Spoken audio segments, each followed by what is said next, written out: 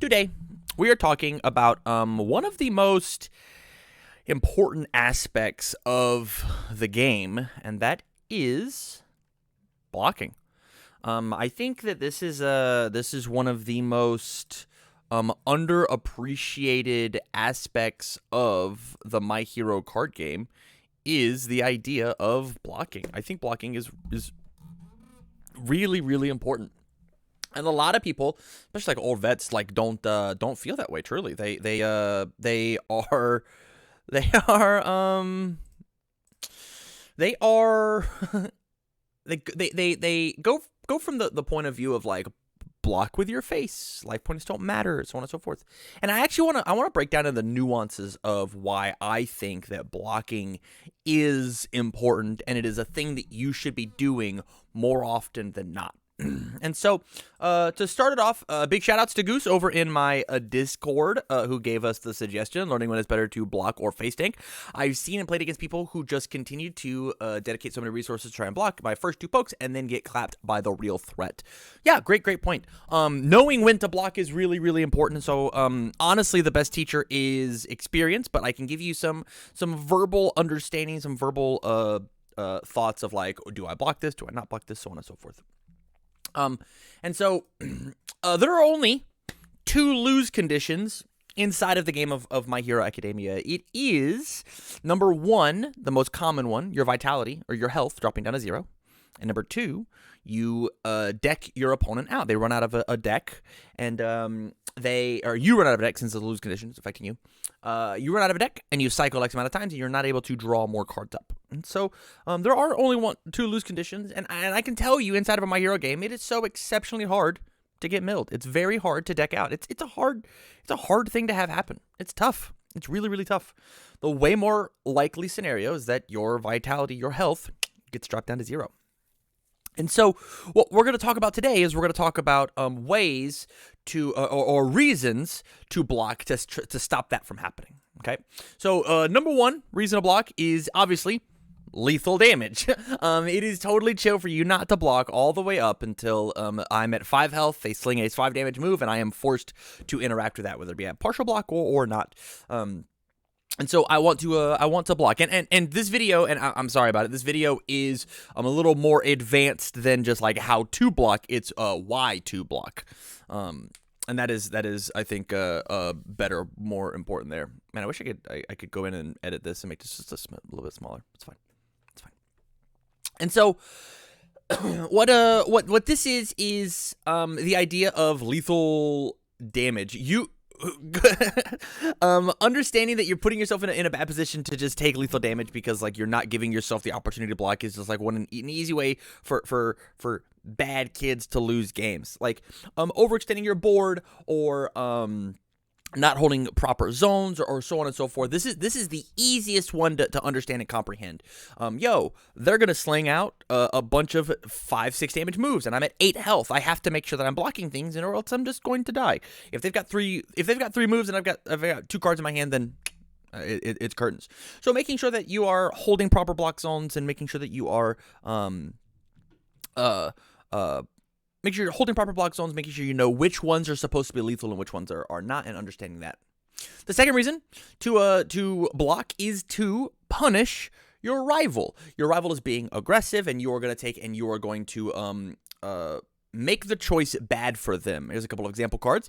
Things like Evil Gaze, because I've decided to block and I'm going to destroy one of your cards. Ice Storm says that when I block, I breaker 2. Cheerful Uppercut will both add a card into our card pool. Confident Counter Strike, one of my favorite block punish cards.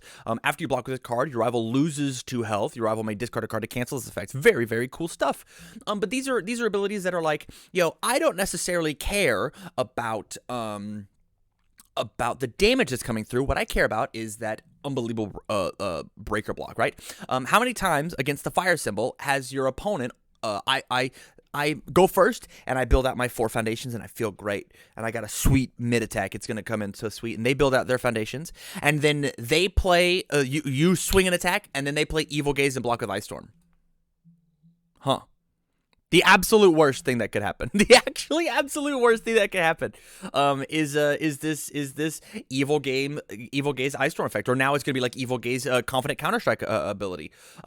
Sticky balls into that Breaker 2 Ice Storm. Sticky balls into Cheerful Uppercut is gonna be that same thing, right? Like there's so many on block punishes that don't necessarily, like, I don't have to block this move. It's not threatening lethal. It's not really doing anything. It's 4 damage. It's 5 damage. It's a poke. They want to just poke me and get me down a little to the danger zone. No, I'm still gonna block. I'm still gonna to punish them. So there's the second reason that you want to block cards. The third one is the blocking benefits you. It is good for the game. It's good for your game plan to block. My prime examples here are things like Specialized Sound Waves, Manly Passionate Guy, Ochako 3 herself, or Net Gun Surprise. I'll walk through them, right? So Specialized Sound Waves says, response after I block, I'll draw a card. That's great. That feels really, really good. I get to draw bonus cards while I'm defending. And so maybe I'm missing a block zone, right? That something could be scary later, right? Somebody's swinging a mid attack at me, a very low damage mid attack. They swing a Net Gun Surprise at me, and I block with the Specialized Sound Waves, and then I draw the low block or the high block that mattered later on, right? And so this is the thing that benefits me. Manly Passionate Guy. One of the reasons that I ended up being the triple Thunderlord over on the Seven Thunders Free Friday events is my Manly Passionate Guys. As All Might 1, I would draw a bunch of cards into my hand, and I would block with my foundations once I'm run out of building turn on my turn, and I would just be building on their turn because of my Manly Passionate Guys. Ochako says that after I block a thing, I'll draw a card, discard a card. I'll draw this. I've got a 3 mid block in hand that I know I'm not gonna be able to block with. I'll draw a 2 mid block and get rid of the 3. It is helping me progress my game state. Oh, I've got a bunch of foundations in my hand. I'll draw an attack card and get rid of this foundation. I don't need that. Whatever. I don't need to block another one. I have another attack now. And then Net Gun Surprise, I can block this really small, easy to block move with this Net Gun Surprise, not take as much damage, but now I've got the response ready in my card pool to reduce the speed to 1. So there's some really interesting things going on here with the on block, not even necessarily on block abilities that help you, but like the fact that these blocks might not be blocking things that are, going back to the first point, lethal, but they help me continue to play the game. My fourth reason is the extra review, and this is one of the very tip-top high-level gameplay things. So as My Hero Academia collectible card game players, we are not a draw 1 game. We are a draw 5, 6, 7 game, sometimes even more depending on what happens inside of a turn, right? All Might starts the game as like an 8-hand size character, which is sweet. It's very, very cool. And sometimes you get stuck with cards that you thought you were going to be blocking with in your hand. I will play out a couple things. My opponent shows me that they're going to throw a poke, and I've got 2 foundations in my hand. I'm only allowed to review one of them. So I block with one, even if it's not the best, most beautiful block. Even if I fail the block, attempting the block is really, really good. And then I can review the second one in order to get my full redraw. So a lot of times I hit the block for the extra review as opposed to just like, as opposed to just soaking the damage, because that's the correct move to do. So taking all 4 of these into account is when I get to decide when does that extra review come in. It's certainly the highest level of play for it.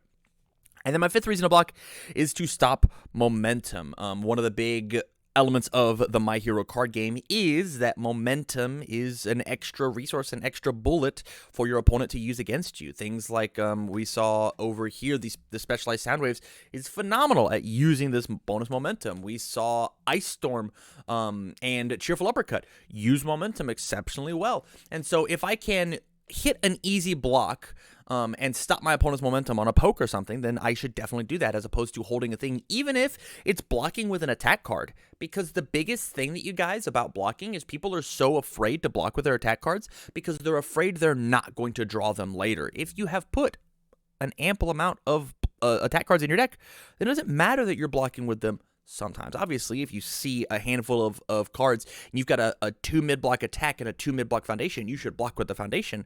But if you've got a 2 mid-block attack and a 3 mid-block foundation, and if checking a 3 on the 3-block foundation says that you fail, then you probably should block with the attack and review the foundation to try and draw another one, right?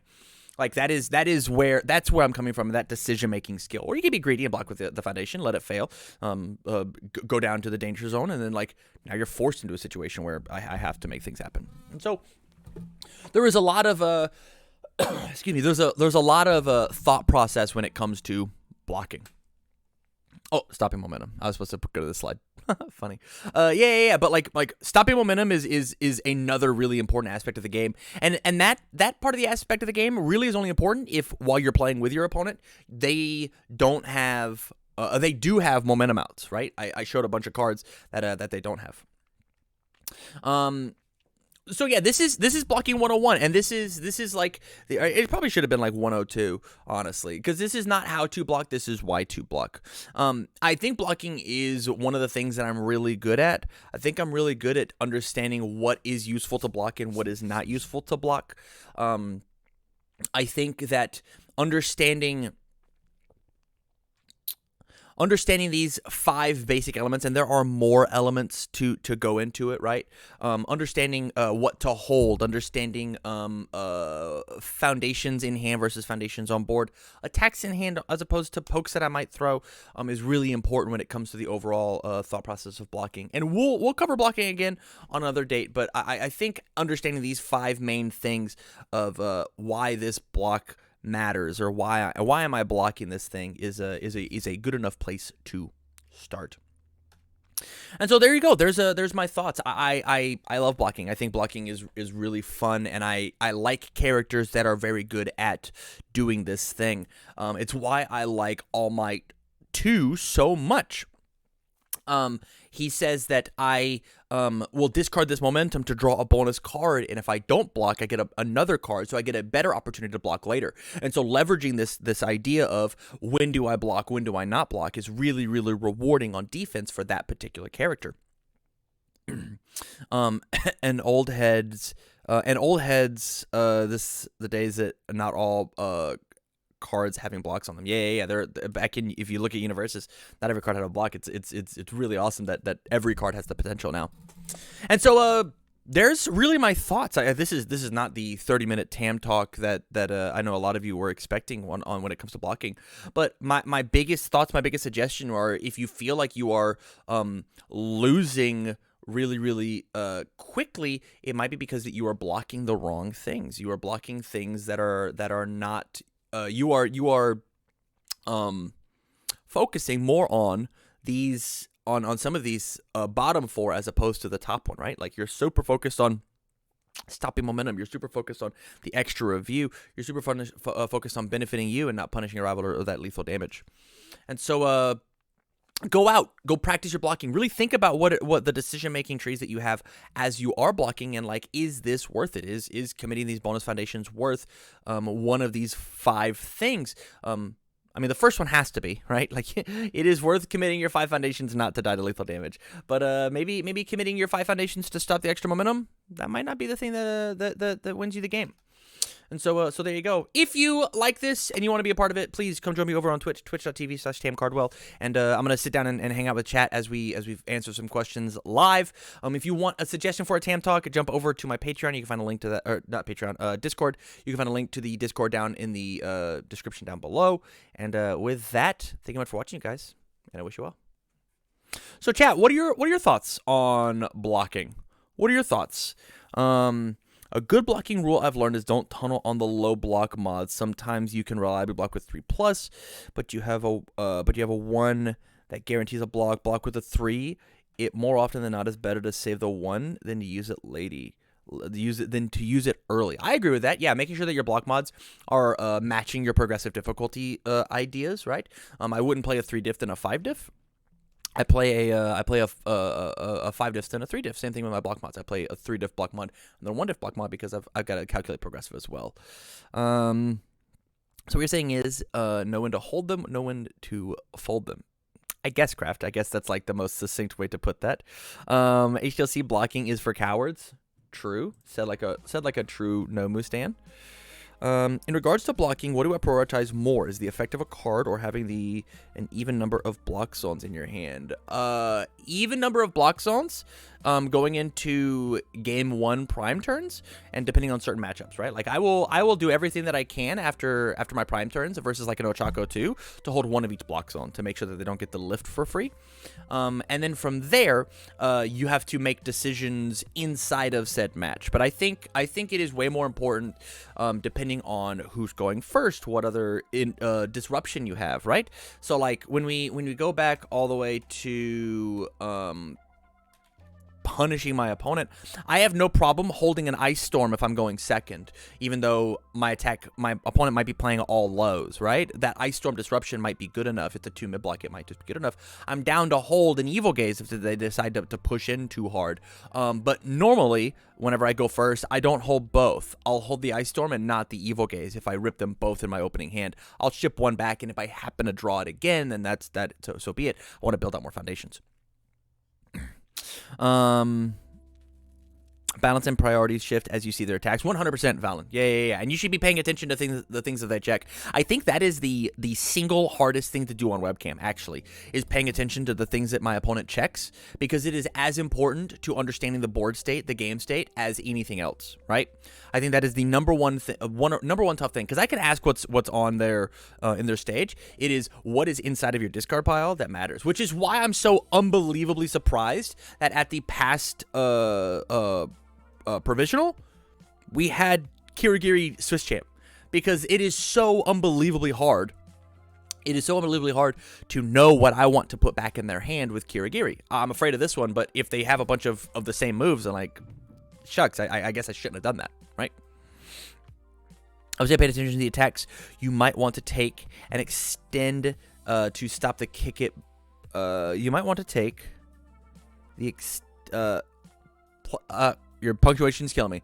I would say pay attention to the attacks you might want to take, period. The extend to stop the kick it boost, because the 4 rarely gets boosted, recognize the openers. Yeah, that hobo. Yeah.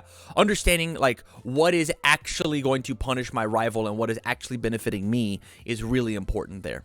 Yeah. 100%. Yeah, but that's it. I think that is like the most succinct way that we can talk about, like, the easiest introduction to like the thought process of when do I block, when do I not block, which is really what the question was asking, right? The question was really asking, when is it better to block or face tank? And I think it is exclusively based on these things, right?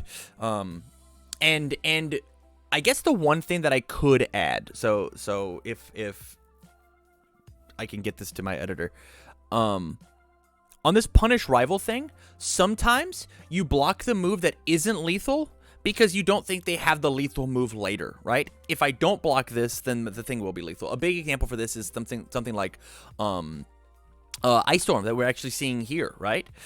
There's plenty of times where a 4 damage Ice Storm is the thing that's going to kill me if I go down to 4 because I have a low block attack in my hand. So I will block the thing previously that is not technically lethal so that the Ice Storm is not lethal, right? And so like there's that you have to be playing in as well, right? Of like understanding, oh, I can take this Tongue Whip, and if he has the Ice Storm, I die, or I block the Tongue Whip, and then the Ice Storm, I'm at 6, I'm not dead. Something on those lines. Yeah. So with that, I think we're going to go ahead and bounce